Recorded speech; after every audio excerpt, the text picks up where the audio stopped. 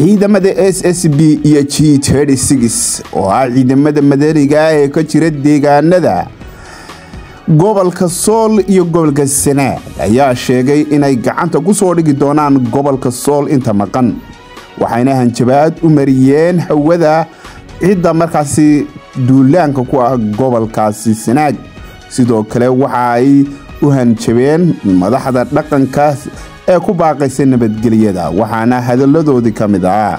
nabad hooyadeed hoosto odayga nagala hadlana halka meel aan ka calaamadin mayno karaahiyada odayaashooda hadda iyaga ku dhici weeday annagana nagu dhici mayso odayaasheeda waxaan leen war anagu ragga kala dhimanay ku yeelan kara laakiin waxa leeyahay dhalinyarada inta wali xaragada jecel xarago way dhamaatay ninowna ha ka xishoona difaacato dalkaaga ubadkaaga maatadaada annagaba maanta waxa dagaalka soo galay markuu dhig inoo xalaaloobay ubadkayagii hoobiya loo adeegsaday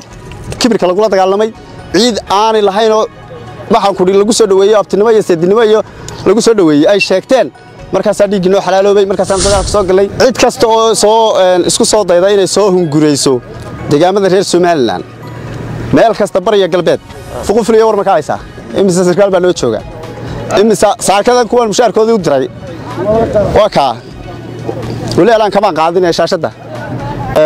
waxaan salaamayaa ciidamada qaranka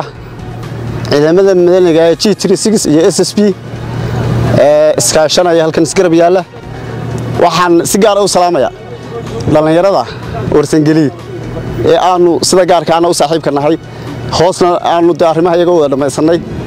ee isku deegaankana wax naga dhaxayaan dhalinyarada qaar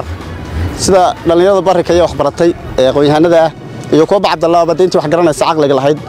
waan wada hadalnay hawlana meel baa noo yaal hadday ka baxaan iyo hadday ku jiraan toonaan ma kala jecel laakiin dantu way naga dhaxaysaa waxaan kala cambaaraynayaa ciidamada si gaar ah isaga qabsaday taliyihii kala foto ee noo joogay laascanood waxa leeyahay laakiin kala foto qura ma aha adi laascanood wada kala foto meedan boqolaal baa noo jooga kuwan isku koorsooyinka baa jooga ciidamada qaranka ahaa oo si gaar ah loola shaqeeya ragii wax bartay baa jooga meel laba ma aha kala foto kaliya inaad ku dhigsanatay fuqufliyo war ma ka haysaa imisa sarkaal baa loo jooga imisa saakada kuwan mushaarkoodii u diray waa ka walaal aan kama qaadin shaashada way joogan waxaan leeyahay hawshiina wata gaari kasto halka joogana waa ognahay ciriyo dhul waa ka ognahay ragga hoosta u shaqaysanaya waxa leeyahay wad mahadsantiin tanteena ka shaqayseen midnimadeena ka shaqayseen inagu qabiil ma rabno qabiil ku dagaalami mayno qabiil iyo waxa inaga hawl noo taala maaha waxaan doonaynaa maleeshiyaadka nabadiidka ee is urursaday ee ilaa bari ilaa galbeed ka soo urursaday nabadiidka baan maxay tahay anagu doonaynaa ciidamada waxaan hambaleynayaa G36 ee garabka nagu haya ciidamada SSB ee garabka nagu haya ciidamada qaranka ee difaaca iyo garabka nagu haya cid kasta reer Soomaaliland oo diyaar galowday wad mahadsantiin laakiin waxa leeyahay dhalinyarada inta wali xaragada jecel xarago way dhamaatay xarago xoolo lagu ah ninowna ha ka xishoona difaacato dalkaaga ubadkaaga maatadaada annagaba maanta waxa dagaalka soo galay markuu dhig inoo xalaaloobay ubadkayagii hoobiya loo adeegsaday kibirka lagu dagaalamay ciid aan lahayn oo waxaan ku lagu soo dhaweeyay abtinimo iyo seedinimo iyo lagu soo dhaweeyay ay sheegteen markaas dhig inoo xalaaloobay markaas aan dagaalka soo galay waa dagaal niyadu hayno nabad hooyadeed hoosto odayga nagala hadlana halka meel aan ka calaamadin mayno iyagu horey ciiga loo baxshaasay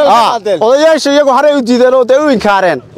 ma faatay karaahiyada odayaashooda hadda iyaga ku dhici weeday annagana nagu dhici mayso odayaasheeda waxaan leen war anagu ragga kala dhimanay ku yeelan kala dhimo assalaamu calaykum waraxmatullaahi wabarakaatuh mar baa jabteen oo mar labaad baa jabteen oo mar saddexaad baa jabteen oo magaalada ciidan la timaadeen ciidan inta la timaadeen ayaa iminka qabrihii ku disheen waxan iyo dayac way sogtiin oo dhaxan kula tagtay banaanka oo dadkiina ka tagteen oo xoolihiina ka tagteen oo caruura ka celinayna maalin kasta iyo dumarka waa hooy rag waaweyn baa tiin iska ilaaliya doonninada hana isku hulucaan ha isku soo doonanin laakiin huluc baa joogay